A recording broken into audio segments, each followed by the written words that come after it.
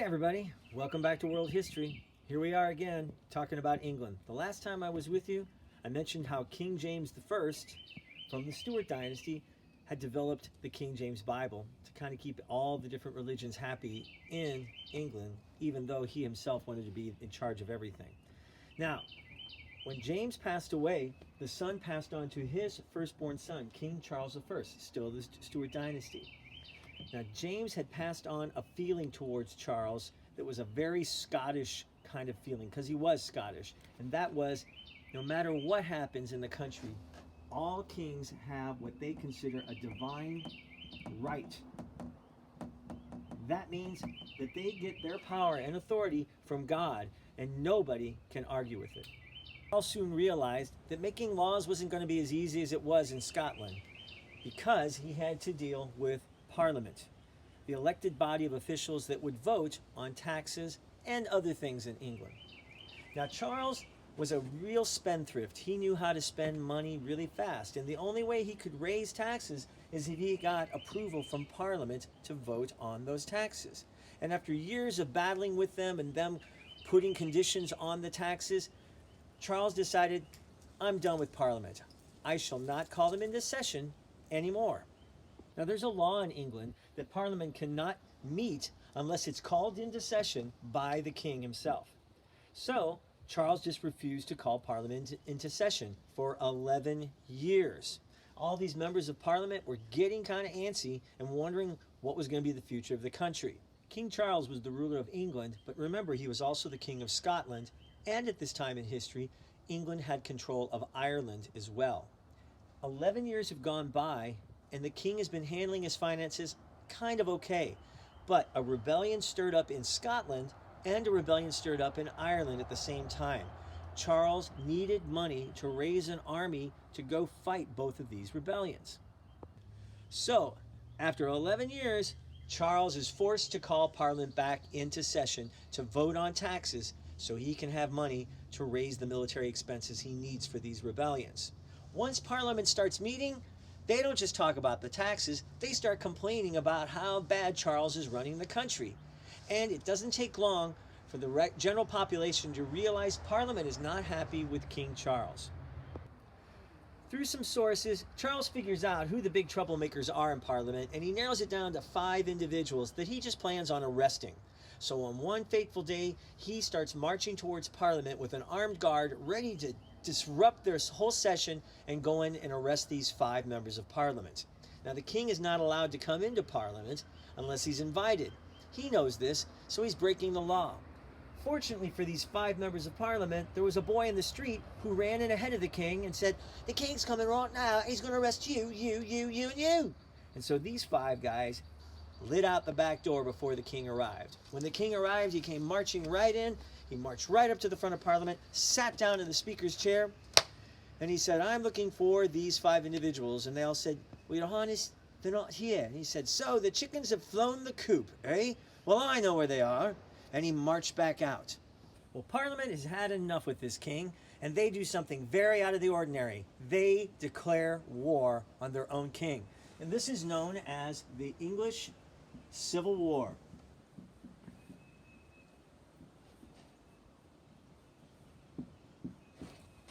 The war doesn't go well for Parliament at first, because Charles has a trained army of professional soldiers. They are known as the Cavaliers.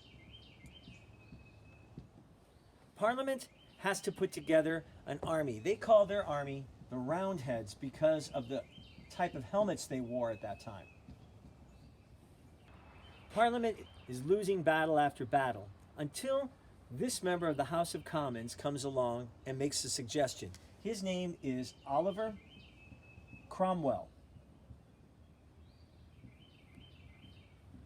Now, Cromwell doesn't have any military experience, but he is a very devoted Puritan. Remember that religion? Those people that wanted to purify the church? So Cromwell said, I need to put together an army of people who feel no loyalty to the king or not really any loyalty to any member of Parliament, but just people in England who want to fight for England and for God on their side. Cromwell traveled about the English countryside recruiting the most devoted Christians he possibly could find, and most of them were of the Puritan faith. And he convinced them that he was putting together a new model army that was fighting for neither king nor parliament, but for their own rights and for God. In fact, they were the first people to come up with the slogan, "In God we trust." The same slogan we see on our money, they were the ones to coin the phrase, and they put it on all their banners and their flags as they marched into battle, and they trained diligently, and they became a very, very efficient fighting force. And after battle after battle after that, after 5 long years of fighting, Cromwell and his new model army were able to defeat King Charles's army and take him prisoner. Now Charles is a prisoner of his own people. This has never happened before in history. What are we going to do? Cromwell and Parliament put Charles on trial for treason against his own people. Charles's main argument is, you people do not have the authority or the right to put your king on trial. And he does have a point. There's no law in their government that says that the Parliament can do this to their own king. But after weeks and weeks of discussion and a vote, they find Charles guilty of treason against his own people. He lost by 1 vote. And that led to his fate. They decided, what they do to all traitors in England, that he should be beheaded. So, Charles' execution date is set for January of 1649. They let his family go free. Since he was married to a beautiful French princess, the princess decided to take all her children to France and leave the country. His oldest son, whose name was also Charles, was 19 at the time. He got to say goodbye to all of his kids, and he came up to his oldest son, and he put his arms around him, and he said, "Son, no matter what happens, don't let these people make you king of England, because this is what they do to their kings." And he said, "Yes, father." And they left. On the day of his execution, it was quite chilly outside, being January. Charles wore 3 layers of shirts because he did not want to get out there on the execution platform and shiver from the cold and have the people of England think he was afraid of his fate. He was ready to face it like a brave man. He was actually quite gracious. As he went out, he took off his cloak and his robe and his hat and all of his medallions, and he had a very nice pair of gloves. He gave it to one of the guards. He said, "Here, you can have these. I won't need them anymore."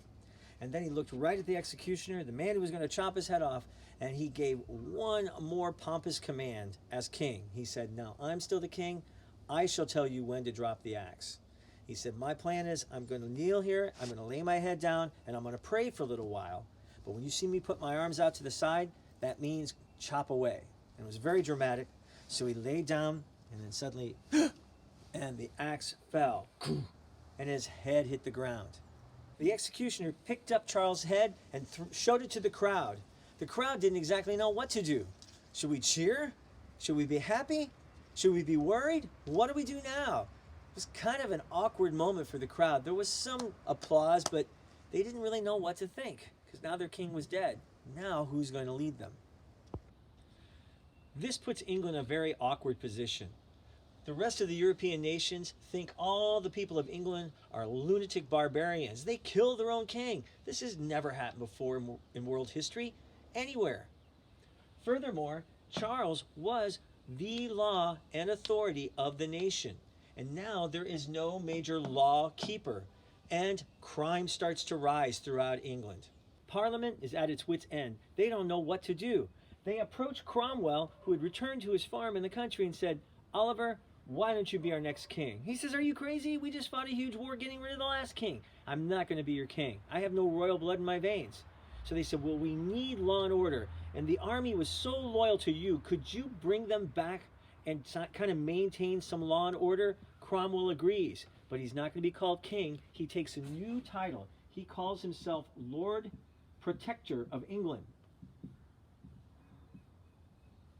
After a while, Parliament has so much trouble trying to make new laws come into order that Cromwell becomes very irritated with Parliament and disbands Parliament. He said, "Just go home. I'll take care of the country by myself."